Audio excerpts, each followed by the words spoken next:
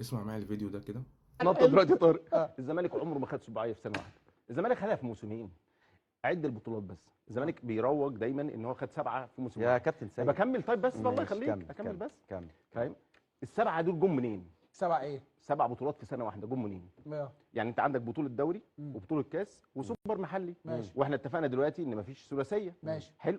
في نفس السنة زمان بطولة افريقيا بتبقى بالموسم الجديد، بتنتهي في الموسم الجديد. ماشي. يعني بتتلعب في شهر 3 وبتنتهي في شهر 12. بتتلعب في شهر 3 بتنهي بيها الموسم بتاعك وتخلص في شهر 12 بتبدا بيها الموسم بتاعك. ايوه. اذا انت عمرك ما هتجيب 7. ازاي هتجيب 7؟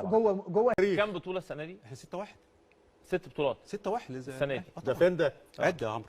عد. طب عد. طب عد انت. لا عد انت. 2 دوري 2 دوري ابطال افريقيا. فين 2 دوري؟ هو في موسم في 2 دوري؟ لا انا بتكلم على الموسم ده، على الموسم ده. يعني ده هو في موسم في 2 الموسم ده دوري؟ عمرو ماشي يا عصام اثنين. ما هو بيقول 2 دوري. اتفضل يا أستاذ. عايز الموسم من اول امتى يا كابتن سيف؟ يعني السنه دي قصدي. لا عندكم الموسم مطاط. الموسم اتفضل. امتى بالظبط؟ اتفضل يا عمرو استاذ عمرو. عمرو انت لعبت 2 دوري ابطال افريقيا عمرو في 7 شهور.